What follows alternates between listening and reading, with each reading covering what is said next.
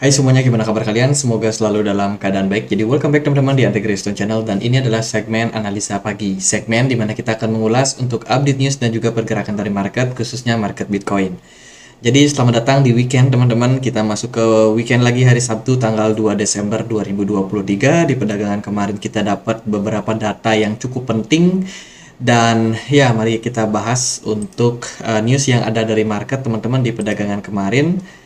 Kemarin itu kita dapat beberapa data penting. Salah satu yang penting itu ada Fed Chairman Jerome Powell yang speech ya. Sebelumnya memang ada rilis data soal manufacturing PMI sama manufacturing prices dari Amerika Serikat, dan overall datanya masih lumayan oke.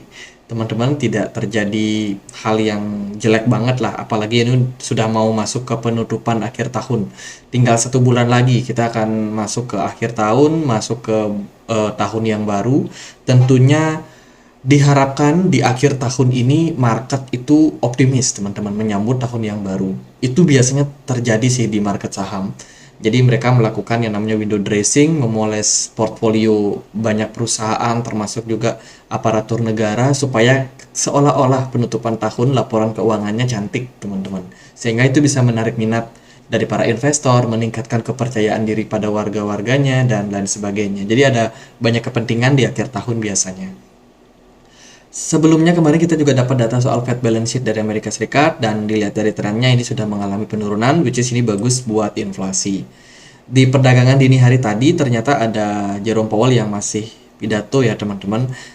Buat live-nya itu teman-teman bisa tonton langsung di CNBC. Di sini kalian bisa nonton live langsung dari Chairman Jerome Powell, dia ngomong apa aja, dan juga ada sesi diskusinya juga teman-teman, sesi tanya jawab ya di sana, di mana Jerome Powell melihat bahwa saat ini inflasi sudah turun dan dia menyambut baik hal tersebut teman-teman.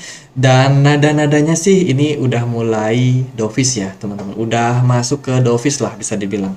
Jadi Jerome Powell mengatakan bahwa sekarang mereka memang masih tetap berhati-hati karena inflasi sudah turun, dan mereka juga pengen perekonomian tidak ambruk, atau kalau bisa dibilang kondisi yang mereka harapkan adalah soft landing, kondisi di mana inflasi diharapkan bisa turun tanpa menyebabkan kerusakan ekonomi. Dan ini sudah kelihatan patternnya, sudah terlihat bentuk-bentuknya, dan kemungkinan mereka bakalan achieve teman-teman. Mereka bisa melakukan soft landing kalau mereka bisa bertindak berhati-hati. Namun demikian, Jerome Powell masih juga melihat bahwa inflasi, terutama data core kemarin itu masih cukup tinggi, sehingga ya jangan terlalu euforia lah untuk sekarang ini.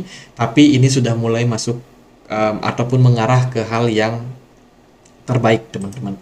Kalau kita perhatikan ada beberapa fokus poin juga yang disampaikan oleh Jerome Powell di perdagangan kemarin. Ya, ini dia sampaikan langsung teman-teman, bagaimana Jerome Powell melihat bahwa saat ini mereka kemungkinan sudah selesai dalam menaikkan suku bunga. Ya, di sini finish rising interest rate. Meskipun begitu, mereka tetap akan melihat nih kondisi bagaimana perekonomian ke depan, bagaimana trennya juga, mereka akan tetap pantau itu. Tapi sepertinya kita sudah berada dalam puncak suku bunga, dan kemungkinan Fed untuk menaikkan suku bunga ya mungkin bisa dibilang udah mulai berkurang kemungkinannya teman-teman. Kemudian bagaimana soal cut rates atau pivot? Nah, Jerome Powell masih melihat bahwa ini terlalu dini untuk membicarakan hal tersebut. Jerome Powell masih belum melihat kita bakalan pivot teman-teman.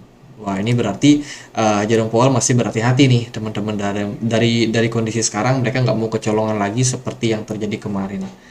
Jadi ya untuk saat ini oke lah, suku bunga kita udah dapat di 5,5% ya kan, cukup tinggi teman-teman dengan posisi inflasi yang sudah terus mengalami penurunan. Tapi belum ada rencana pivot ya nggak masalah, mungkin narasinya akan dimainkan lagi di 2024 pertengahan mungkin ya, kita nggak tahu teman-teman. Tapi ya ini lumayan good news lah teman-teman. Kemudian dia juga menekankan perihal consumer spending atau ya daya beli masyarakat lah bisa dibilang, itu masih cenderung bagus. Cuman yang mereka agak khawatirkan itu adalah saving daripada orang-orang di sana itu ternyata mengalami penurunan, dan juga peningkatan jumlah peminjam kartu kredit teman-teman. Artinya kondisi dari perekonomian di sana itu ditopang banyak oleh hutang. Waduh, ini parah ya teman-teman. jumlah dana yang mereka simpan dari masyarakatnya menurun, tapi jumlah hutang kartu kredit di sana makin banyak. Dan ini bisa menjadi salah satu hal yang mereka harus tangani juga terkait dengan suku bunga. Itu sih beberapa poin penting yang disampaikan oleh Jerome Powell di perdagangan kemarin. Overall menurut saya ya lumayan mengejutkan juga sih buat market, tapi ya ini merupakan berita positif atau mengarah ke tren yang positif. Lalu gimana kondisi dari Fed Rate Monitor Tools? Teman-teman, kalau kita perhatikan dari data terbaru, saat ini ada 3,8% konsensus Fed yang meyakini Jerome Powell masih kemungkinan menaikkan suku bunga, teman-teman. Ini datanya kita ambil dari investing.com ya. Tentu saja data ini bisa saja berubah sewaktu-waktu, teman-teman. Jadi kenaikan 25 basis point masih dimungkinkan. Tapi menurut saya sih kayaknya enggak ya. Kayaknya enggak kalau melihat dari data PCE inflation yang udah turun, core-nya juga bahkan turun, CPI dan juga PPI juga mengalami penurunan. Ya masa iya sih ini bakalan dinaikin lagi? Rasanya sih enggak ya, teman-teman. Tapi ya itu kita lihat aja gimana Jerome Powell dan kawan-kawan. Dan hari ini hari Sabtu itu ada penutupan market ya, biasanya dari market forex, saham bakalan close juga. Kita akan masuk weekend, masuk ke fase libur santai. Lalu ada berita apa aja yang ada di market. Nah, kemarin kita udah post beberapa berita di komunitas Telegram. Salah satunya adalah konfirmasi soal Michael Saylor yang akhirnya beneran membeli Bitcoin, teman-teman. Kemarin datanya cukup clear, dia membeli sekitar 16.000 Bitcoin ya di penutupan akhir. Ya, dia melakukan akumulasi sih untuk bulan November, dan at the end dia konfirmasi di akhir bulan November kemarin bahwa dia sudah mengantongi sekitar 16.000 Bitcoin baru. Banyak banget, teman-teman. Kemudian juga terdeteksi ini ada beberapa dompet yang melakukan akumulasi ya, total 12.000 Bitcoin atau sekitar 446 juta US dollar, teman-teman, dengan harga rata-rata di 36,9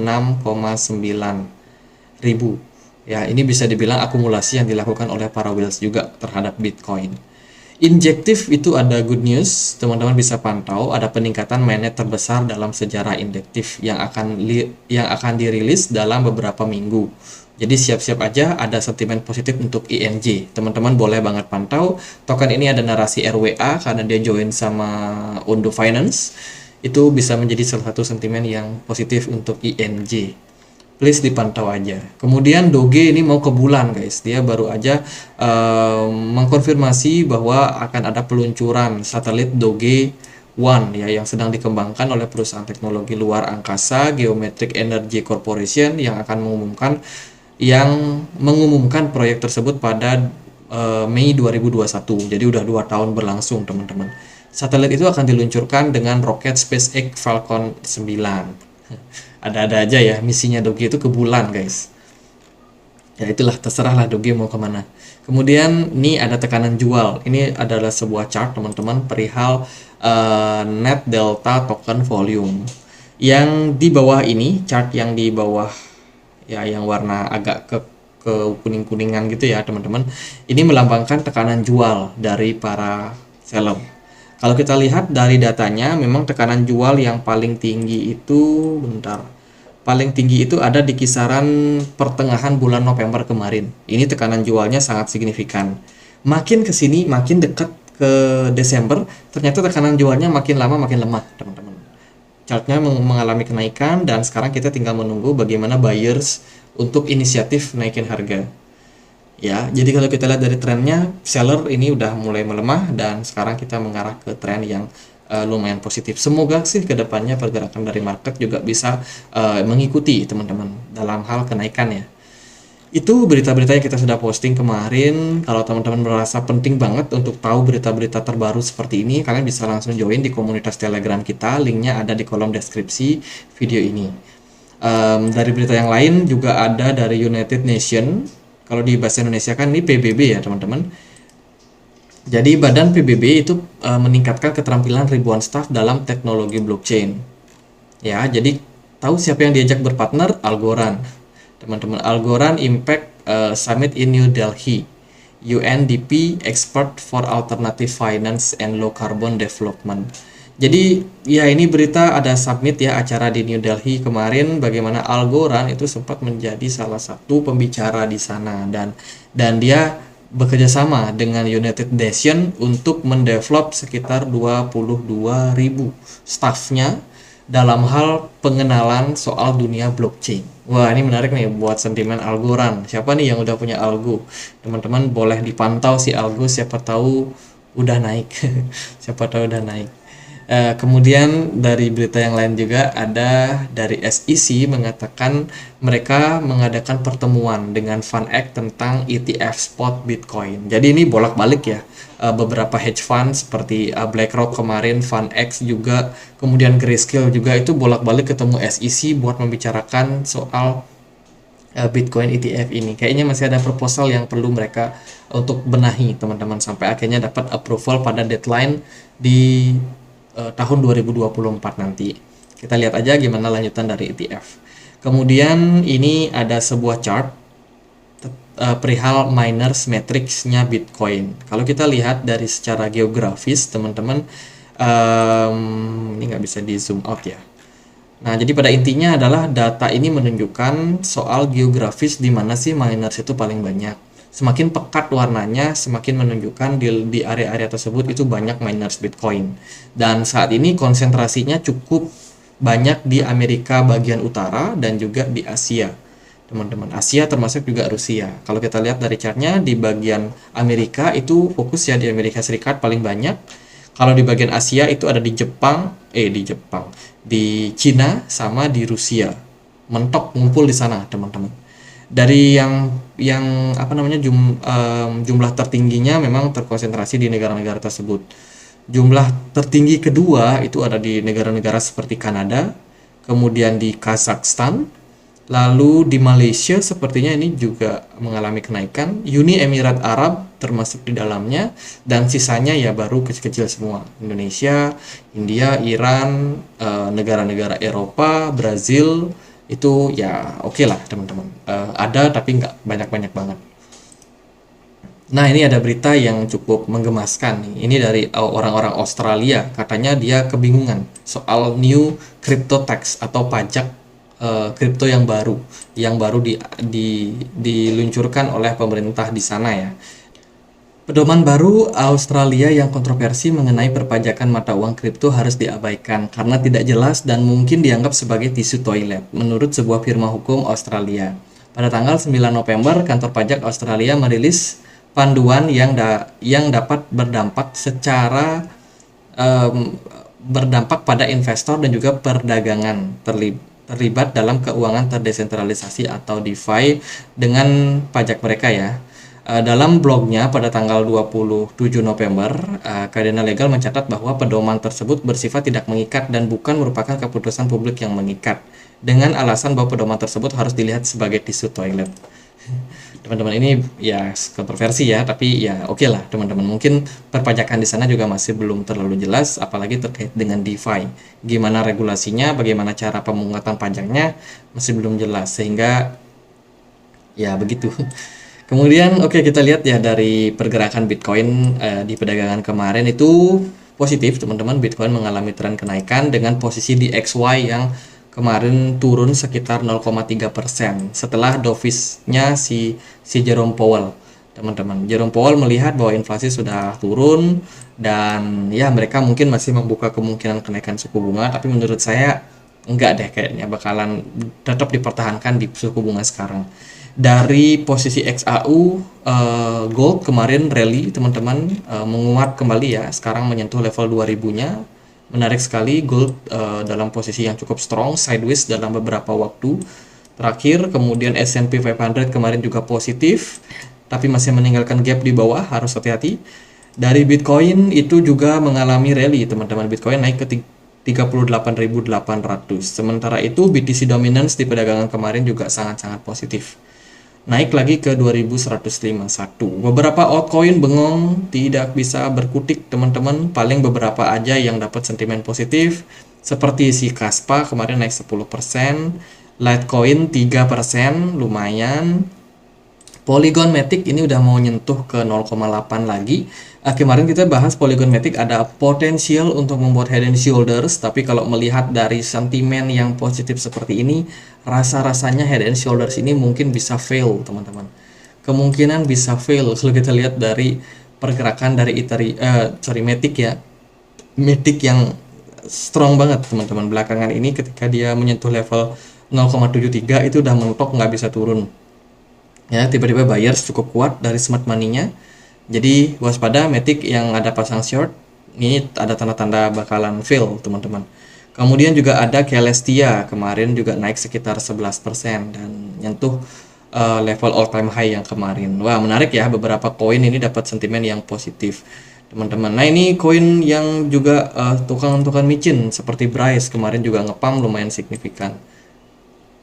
Itu sih beberapa koin yang kita pantau. Overall market cukup menarik, teman-teman. Dari time frame monthly kemarin closingnya bagus ya, Bitcoin closing hijau.